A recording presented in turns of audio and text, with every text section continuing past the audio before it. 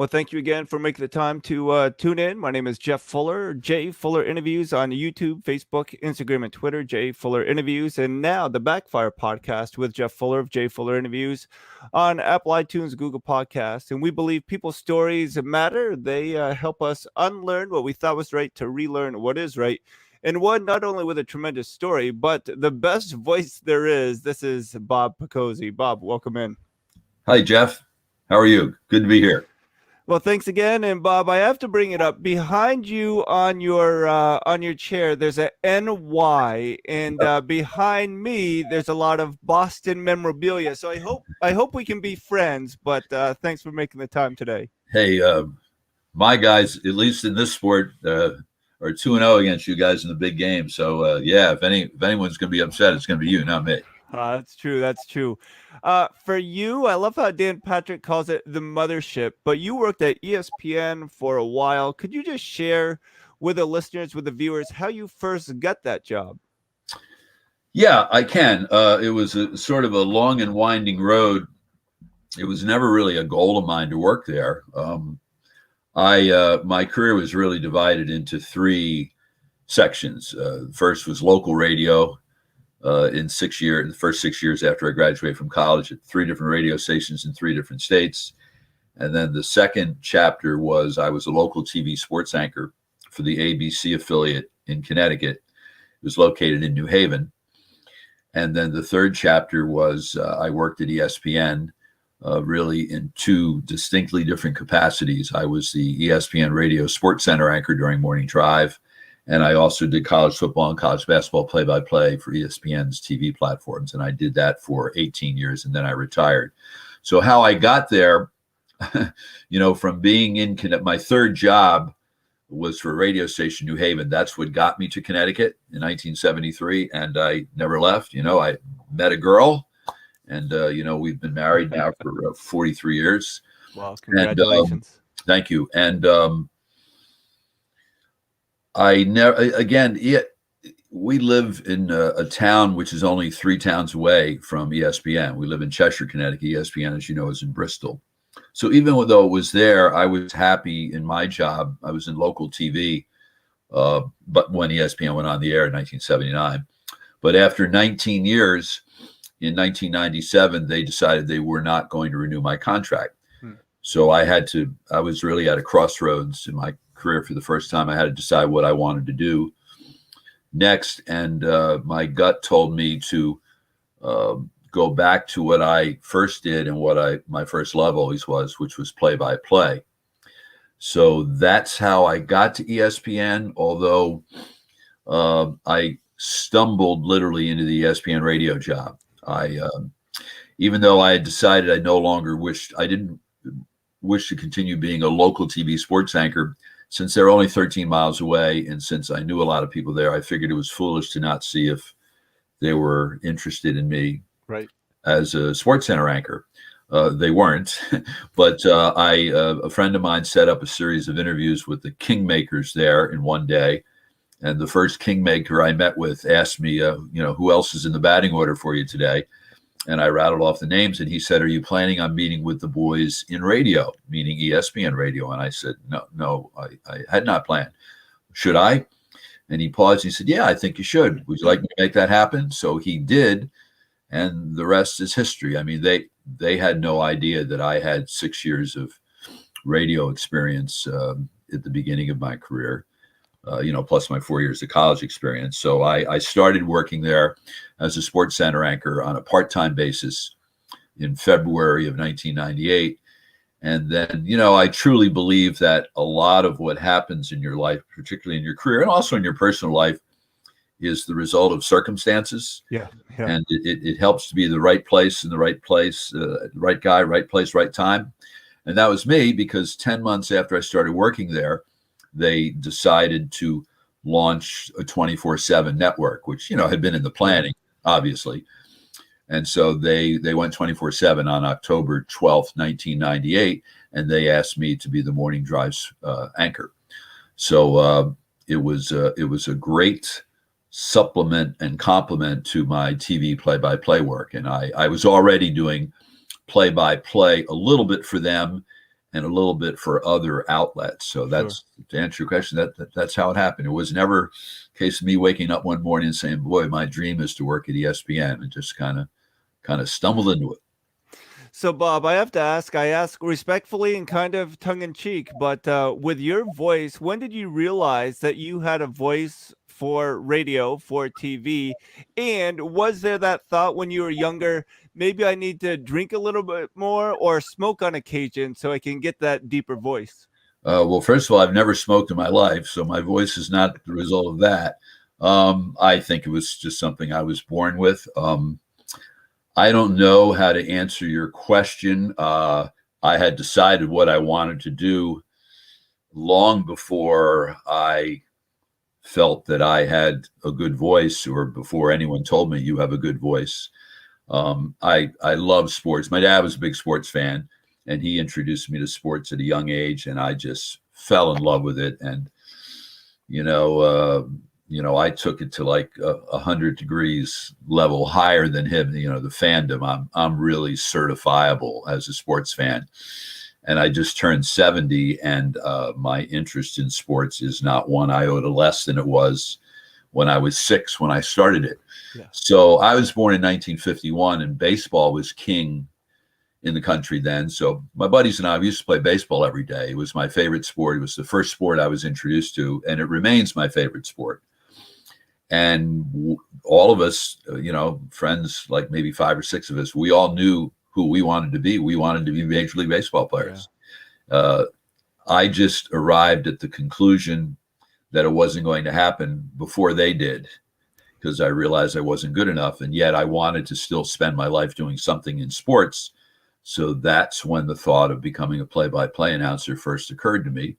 And I was 10 years old when it happened, and I never wavered. I mean, I never lost the dream, never stopped chasing down the dream. So I guess it really wasn't until I got to college that I had I'm not even sure, Jeff, I ever heard my voice on tape, before I got to my college radio station. But when I selected Seton Hall based almost entirely on the reputation of the campus radio station, WSOU. It was highly recommended to me by my high school principal. And on my second day on campus in the fall of '68, I went over to the radio station and introduced myself. And they asked, "What do you want to do?" And I told them. And I came back a couple of days later, did an audition. And the next week I was on the air. So I have to ask, you mentioned by the recommendation of your high school principal, was it a smaller school and you really had that interaction? Was it a larger school and the principal just saw something in you? Describe that relationship you had with your high school principal. Well, first of all, Jeff, the process of selecting a college, if you graduated in 1968, like I did, was a tad more simple than it is today. Parents didn't schedule vacation time for the summer before your senior year to go on the grand tour of colleges. There was none of that. I had a great personal relationship with my principal, primarily because he was a priest at our parish. So not only I knew him, but my parents knew him very well. And for whatever reason, Father Coffey liked me personally. And then even more importantly, he was a guidance counselor before he became principal. So this was in his wheelhouse.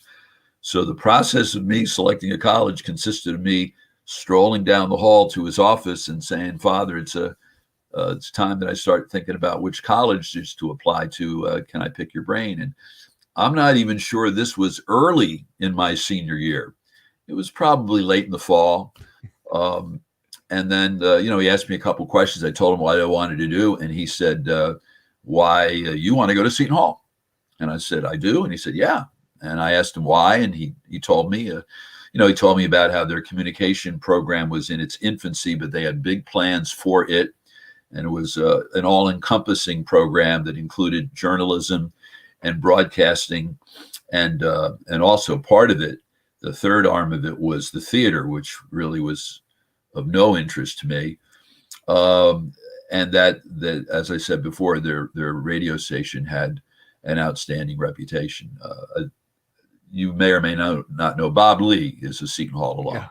Yeah. And Bob's from Bloomfield, New Jersey. I from 8th grade on, I lived in Ewing, New Jersey, a suburb of Trenton. But we both went there for the same reason, because of the reputation of WSOU. And Bloomfield is right next door to South Orange, where Seton Hall is. So, he growing up listened to WSOU. He listened to me. Well, he was in high school and he listened to me. He's 4 years younger than I am. So we just missed each other. I graduated in May of '72 and he arrived in the fall. And also a guy named Robert Wussler. I don't know if that name means anything to you. Wussler. He is a WSOU and Seton Hall alum, and he grew up, became the president of the CBS.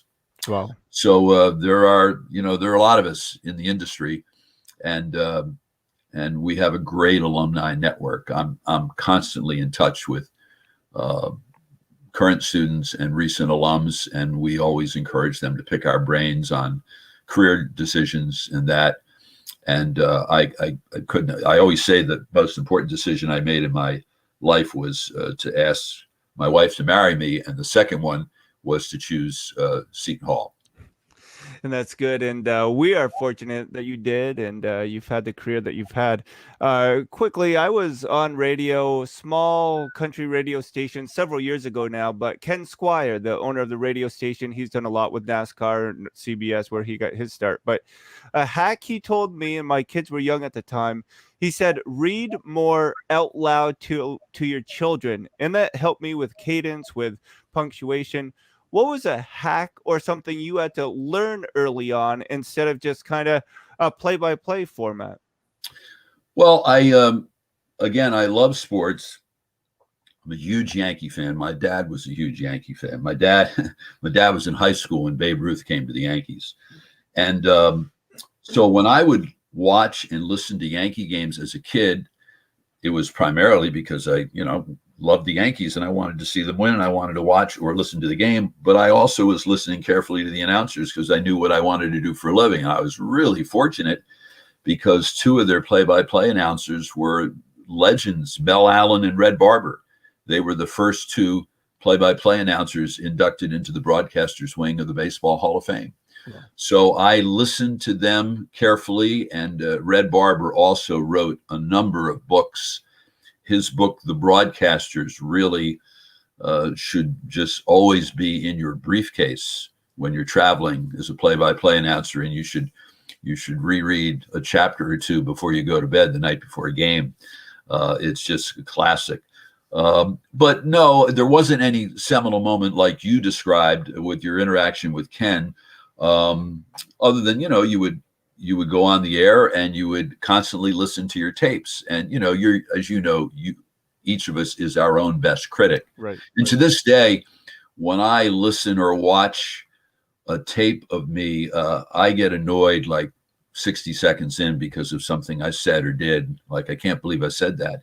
But if for no other reason, you should watch and listen to your work, because it's the only way you notice things you're doing that you don't want to do. A common thing you will notice is that you're repeating a phrase too often. There's more than one way to describe something, and you don't want to use the same thing. You'll say, "Oh, I can't believe I said that." There's still 12 minutes to go in the first half, and I've said that word 4 times. So you want to concentrate on not saying that again. But you always learn from listening. And then there actually was another thing that was interesting. Marv Albert, as you know, is coming near the end. Tomorrow night might be his last game. If the Bucks win tomorrow night will be Marv Albert's last game. 55-year career. And if you're my age and you grew up in Connecticut, and by the way, I'm from New Jersey, and I lived in New Jersey for 16 of my first 21 years. But if you're from New Jersey, New York, and Connecticut, and you're about my age and you wanted to be a play-by-play announcer, there's a very good chance that Marv Albert is your hero. So the day that Marv announced right at the beginning of the playoffs that he would be retiring after the NBA Eastern Finals, I posted something on Facebook. And I started out by saying what I just said. If you're my age from the Metropolitan era, there's a good chance he's your hero. And when I was a senior in college, my college roommate, John Hugelmeyer, knowing about my admiration for Marv, and, I'm a big Rangers fan. I'm not a Knicks fan. I'm a Rangers fan. So he would see me listening to Rangers games, 80 games a year. And he said, why don't you send a tape of your work to Marv and ask him if he'll critique it? And I said, what are you, out of your mind? This guy does the Knicks games and the Rangers. Now, back then, he probably was only doing that. He hadn't gotten into local TV at Channel 4 yet, wasn't doing any network stuff. So he doesn't have time for that. He said, well, what do you have to lose? The cost of a tape and the cost of a stamp. So, I mean, that made sense. So I sent it to him. And about a week later, I get the tape back with a handwritten note. Bob, listen to your note. If you'd like me to go over it with you, call me at this number, Marv. And I did. And he spent about 20 minutes on the phone with me going over very specific critiques, pointing out things that I was saying. He taught me about court geography, which is important when you're on the radio. It's considerably less important when you're on TV because the viewers can see. But, when you're on the radio, you need to give the listener an idea of not only who has the ball and who he passed it to, but where is he? Using, middle between the circles, right corner, low block, things like that. And it made a lasting impression on me. He didn't know me from Adam, and yet he did that. So imagine how many times he must have done that. So I posted that on Facebook as a tribute to him and got a lot of reactions from other people in the business who did the same thing. Wow. So that helped, and you know about the expression "paying it forward." So ever since then, if there's anyone on earth who thinks that I might have anything to say that might be of any value to them in terms of advice, I'm always available. And I can't tell you how many conversations I've had with people who are in high school or in college or just getting out of college, who want to know, who want some advice on how to do this, how to do that, how to navigate your career and whatnot. And I'm always willing to do that. And the reason is Marv Albert. And for that, I'm very grateful. And so are the listeners and viewers today. But Bob Picozzi making some time, ESPN Radio, UConn women's basketball. What did you do with that reply from Marv Albert? Did you save that? Do you have it still now somewhere? I don't know, and I'm embarrassed to say I don't know. I probably don't have it, because if I did, there's a couple of regrets I have. I regret I didn't save that. I also regret I didn't keep track of how many games I did. I can only guesstimate it. And I also regret that I never kept track of like how many analysts I worked with, and how many different schools I did games for. I know it's at least 250 schools. Wow. And I would say it's at least 200 analysts, and I know it's at least 1,000 games. But I'd like to know the exact number, but I didn't do it, and I don't think there's any way to go back and calculate it exactly. But no, I didn't save it, and I wish I did. That's something I should have framed and put on my wall.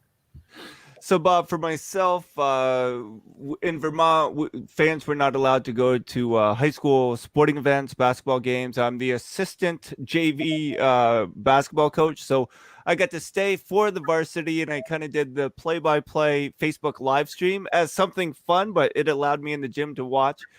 But I would constantly go to the same expressions over and over and over, just as you mentioned.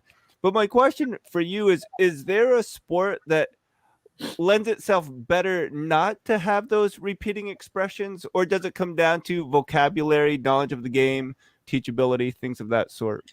The sport that probably lends itself most to it's basketball, because there's more of a sameness about basketball. There are a handful of guys who have come up with original expressions on how to describe a basket. And obviously Marv is one of them, with the yes. And you may or may not know the genesis of that is there was one of the most famous NBA officials when Marv was a kid was a guy named Sid Borgia. And when someone would make the basket and get fouled on the play, he would, as he would signal, he would say yes. And so that's where it came from. Huh. And I'm a huge Celtics fan, and Mike Gorman has done Celtics games on TV for 40 years. He's going to receive one of the Kirk Gowdy Awards. Each year. The Naismith Memorial Basketball Hall of Fame hands out 2 Kurt Gowdy Awards, one to an electronic journalist and one to a print journalist. And Mike is going to be the electronic journalist recipient at the Hall of Fame induction in September. Mike's expression is "got it," Tatum from the top of the key Right. got it, and it's great. And there are others, like Hawk Harrelson with put it on the board, yes, and if you can come up with those, that's great. I never came up with one, so it's I think basketball, over the course of a 40-minute game, you will see something happen, and it will happen again similarly more often than in any other sport. So that's probably baseball is the easiest one to stay away from that. Now, having said that, I did baseball play-by-play in college, and I did a few innings of an Eastern League game once. The general manager of the New Haven Ravens did me a favor. It was when I was leaving my local TV job and I needed to update my resume, and I wanted to put some baseball play-by-play on it. So I asked him, is there any chance that you could let me do 3 innings of a game? He said, you could do all 9 if you want. So I regret that I didn't have the chance to do baseball. I think, if you're going to be a baseball play-by-play announcer, the best way to do it is just to pursue that and recognize, try to get the lower minor league job and work your way up. One of my best friends from college did that, and he did the Florida State League Dodgers. Well, and but he never was able to ascend to the major league level, which was always his dream. But to answer your question, I think baseball is probably the sport that gives you the greatest opportunity to display your vocabulary, and probably the best example of that is Vin Scully. Yeah. Well, for sure. Again, Bob Picozzi, ESPN Radio. I would just want to talk about the UConn women's basketball team play-by-play. I know, and again, and I am not comparing myself to you at all, but I know that there were a couple games where something happened, and I could not believe that these high school kids made such a spectacular play, so I was kind of lost for words. Especially with UConn, was there ever a time where you were kind of just searching out for what you had just witnessed? I don't know if there was a particular play other than it was just a collection of their brilliance. I mean, I always tried to explain how good UConn was, that they, first of all, no one in the history of broadcasting probably did more blowouts than I did, because I did UConn games for 13 years, and I did a lot of them also for ESPN. And I once did a first round NCAA tournament game, 101-29. Wow. And if they had played a week later, it probably would have been 101-29 again. So I always explained that Gino Auriemma is a brilliant coach. I don't think he gets enough credit for being as good as a coach as he is. And believe me, I learned a long time ago, there's more than just rolling out the balls. It's not just, it helps have the best players, don't get me wrong, but he develops them. And, I've had opportunity to watch them practice. And every day in practice, they try to make the perfect pass, the perfect cut, the perfect screen, the perfect switch on defense, and, execute on offense, then go down and try to do it on defense, and then do it all over again. And they try to do that for 40 straight minutes. Now, no one has ever been able to do it for 40 straight minutes. But they were in a position where they probably seldom glance at the scoreboard. They glance at the scoreboard to see how much time is left, because that will dictate strategy.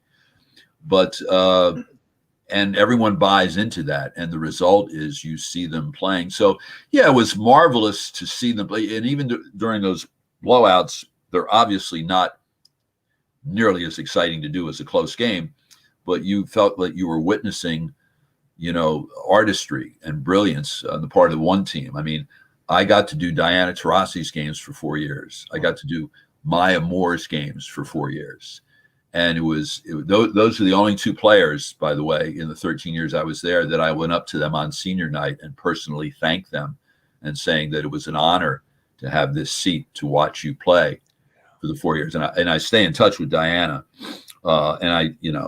Words can't describe how much I admire Maya Moore and the way she's conducted her life. You probably read that she's receiving is she getting it's not the Arthur, she's receiving an ESPY. Is it the Arthur Ashe? I think it is. The Arthur Ashe Award. Robin Roberts is going to give it to her for what she did for Mr. Irons, right.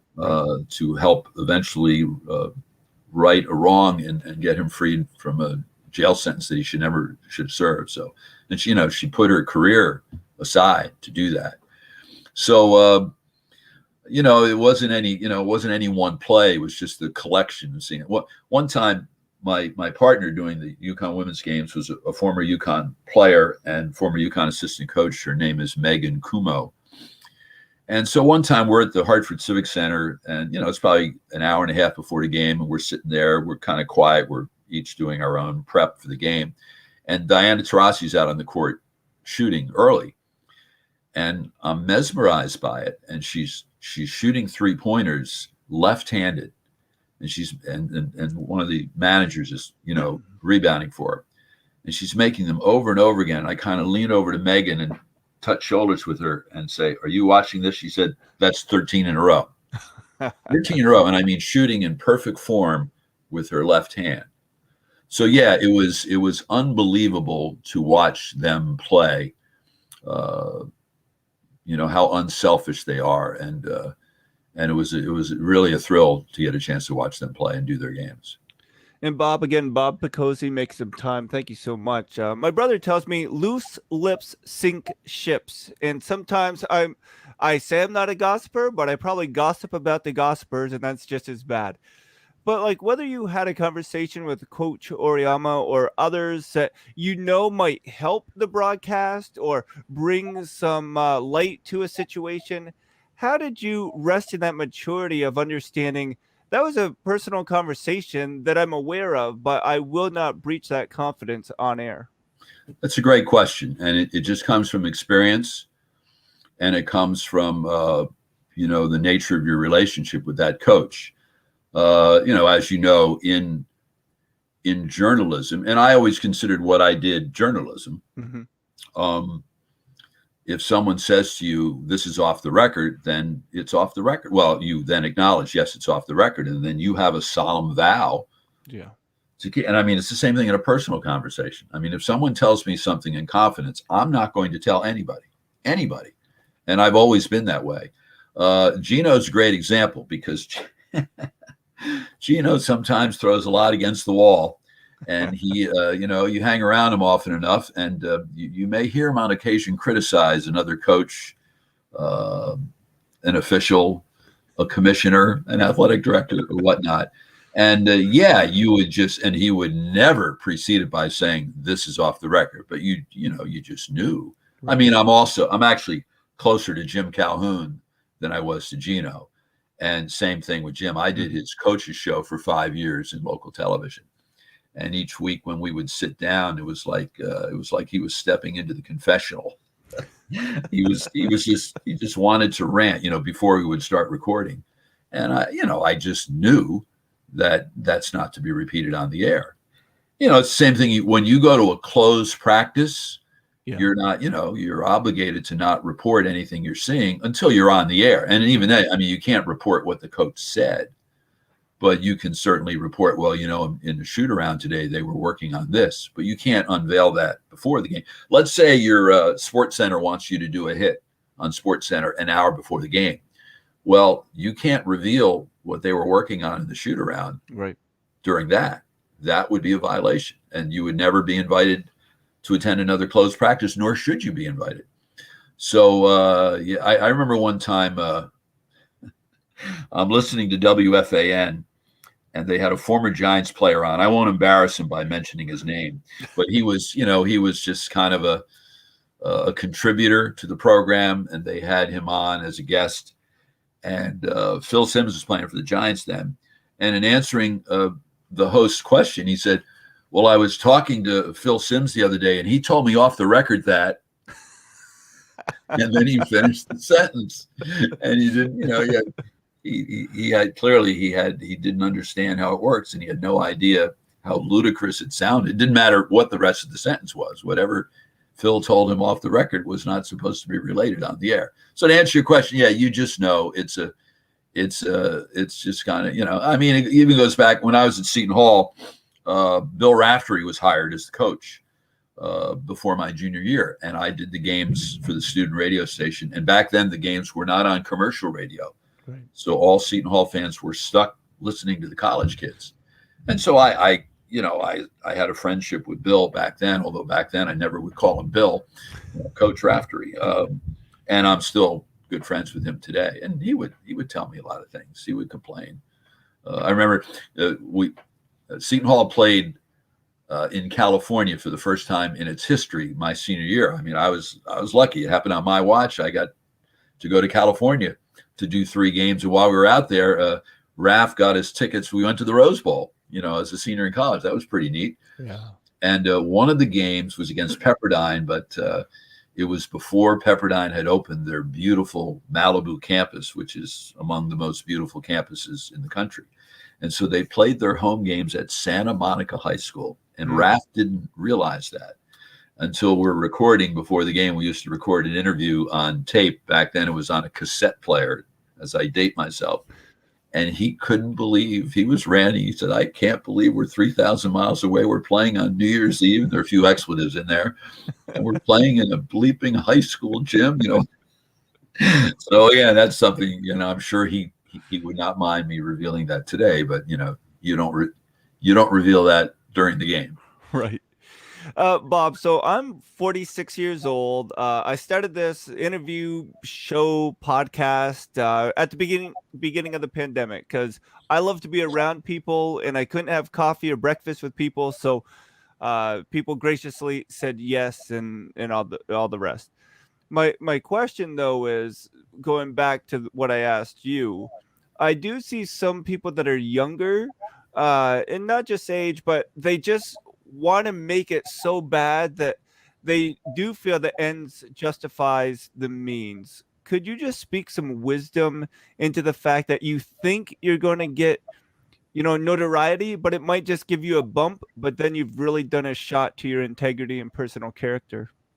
Well, are you referring to a play-by-play announcer? That sounds more like somebody on talk radio would say something like that. Yeah, or journalism, something as far as they're pursuing a story, they want to advance their career, and not just sports, but whether it's politics, whatever it might be.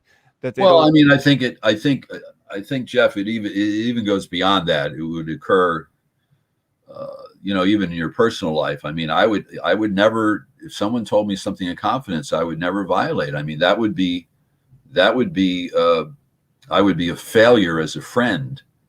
And why would that person ever not only confide in me again, why would they ever even want to associate with me? No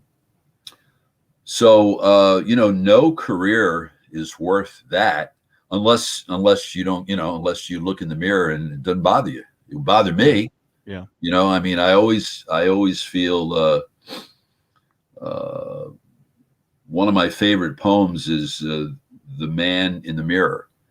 I think it was written in 1939. If it were written today, it would be the person in the mirror. It was the author didn't mean to be a sexist with that title, but and I don't know if you're familiar with it, but the bottom line is the person you have to please more than anyone is the person you look at in the mirror. Right.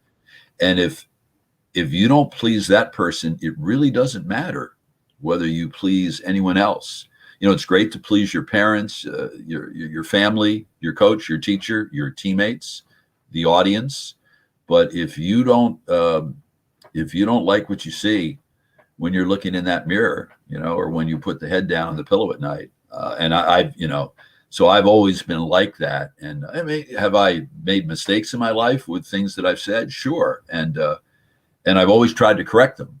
I remember doing something. I mean, it's not important what it is now, with someone, a former colleague, and I felt badly about it, but not so bad. And then as more time went by, it became more difficult and more awkward to apologize. And then we were both attending a friend's wedding.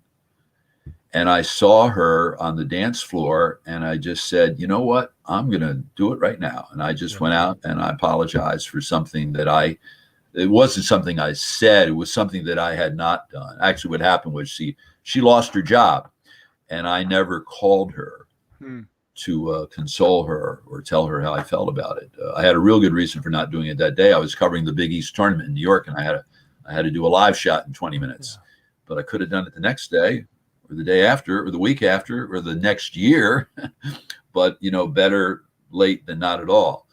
And so, I've always tried to live my life that way. If I feel that I've said something to someone that hurt them that I shouldn't have said, then I want to make up for that. And and my wife and I have tried very hard to raise our son that way. He's now 36 years old, and we couldn't be more proud of him. And he's always telling us now how grateful he is about things we taught him when he was young that he didn't really get then, but he gets now.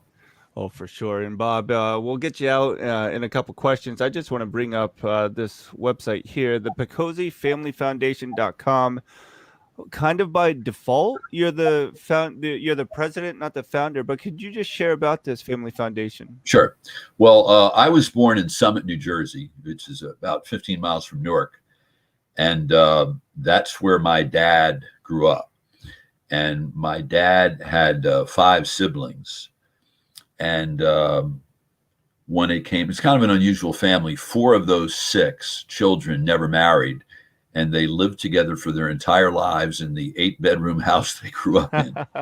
And so they all lived into their 90s. The youngest to die was 92, and the oldest was 99 in 3 months. Wow. So when it came down, and as each of them would pass away, they would pass on in their will whatever assets they had accumulated in their life to their siblings, and some of them would filter down to the next generation. And the next generation is only my 2 sisters and me. Those are the only 3 Picozzis in our generation. And so it came down to the last 2. There were only 2 left, and they happened to be the 2 youngest, and they were 2 bachelors. And, so they had accumulated a decent amount of assets. So they decided to do something with it to pay back. And so they decided to start the Picozzi Family Foundation in 2008. And it was an easy decision what to do with the resources of the foundation because one of their sisters, my Aunt Adeline, was a 3rd grade teacher and a reading specialist in Madison, New Jersey for 41 years. So they decided to spend it on education. So the foundation awards partial scholarships to 8th graders to finance their high school education at Catholic or private high schools, and to 12th graders to help finance their college education. And one of the scholarships is for a Seton Hall student, because of me, because my alma mater, to finance their education. So in 2008, it started, and one of my uncles unfortunately passed away 2 years later. And the remaining uncle, my Uncle Gabe, asked me, because again, I'm the only male in my generation on my dad's side, and he asked me if I would serve as vice president, with the understanding I would take over as president when he was no longer around. And he passed away on March 2nd, 2019. So I'm the president of that, and run the foundation along with my dad's family's longtime lawyer and accountant. And I run it from 120 miles away here in Cheshire, Connecticut, but it's based in Summit, New Jersey. We just had our annual, that photo you showed was from a past foundation luncheon. We have a luncheon each year in June, and we just had this year's luncheon on Tuesday. We didn't have one last year because of the pandemic. And in fact, right before I got on the air, I got a LinkedIn thank you note from one of the scholarship recipients thanking us for inviting her to the luncheon and thanking us for the scholarship. So yeah, it's something that my uncles felt very strongly about, and so do I feel very strongly about. And he dedicated a significant percentage of his estate to the foundation so that it will continue to operate in perpetuity. And so it's not my responsibility to make sure I don't drive the car off the road. Again, it's PicozziFamilyFoundation.com, PicozziFamilyFoundation.com if you'd like more information. And 2 questions, and we'll get you out. Bob Picozzi, thanks again for just being here and sharing. I've certainly enjoyed it and learned a lot.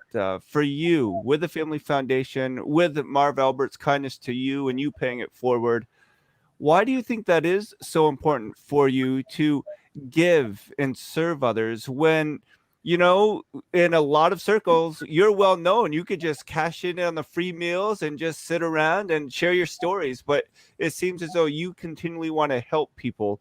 Why is that?